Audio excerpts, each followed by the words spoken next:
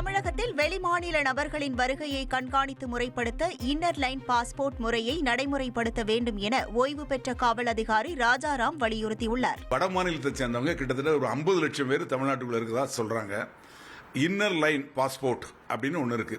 Inner line passport அது என்ன அப்படின்னா, இந்தியாவில் இருக்க ஒரு மாநிலத்திலிருந்து இன்னொரு மாநிலத்துக்கு ஒரு நபர் போறாங்கன்னா அவங்க போறதுக்கு முன்னாடி அந்த மாநில என்ட்ரன்ஸ்லயே அவங்க நிறுத்தி எங்கிருந்து வரீங்க அப்படிங்கிறத அவர் எந்த ஏரியாவில் இருக்காரோ அந்த தாசில்தார்கிட்டயோ அந்த போலீஸ்கிட்டயோ இவர் மீது வழக்குகளில் இந்த இடத்துல தான் இவர் குடியிருக்காரு அப்படின்னு ஒரு சர்டிஃபிகேட்டு, இவரோட ஆதார் கார்டு இதெல்லாம் வாங்கி அதை பதிவு பண்ணி அவர் எத்தனை நாள் இங்கே இருக்க போறார், எங்கே வேலை செய்ய போறார், எங்கே தங்க போறார் அப்படிங்கிற எல்லா விஷயங்களையும் நோட் பண்ணி அதை எல்லாத்தையுமே ஒரு அக்கௌண்டபிலிட்டி கொண்டு வந்து அப்புறம் தான் தெரியும் இவர் எங்கே இருக்கிறாரு ஏது இருக்கிறாருன்னு. 8 கோடி தமிழர்கள் இருக்கக்கூடிய தமிழ்நாட்டில் ஒரு 1/2 கோடி இந்தியர், அதாவது வட இந்தியர்கள், அதாவது பிற மாநிலத்தை சேர்ந்தவங்க வேலை தேடி இங்கே வந்திருக்காங்க.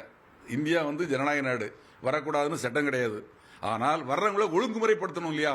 அந்த ஒழுங்குமுறைப்படுத்தலாம் நம்ம நாட்டில் தமிழ்நாட்டில் இருக்கக்கூடிய சட்டம் ஒழுங்கு பாதிக்கப்படும்.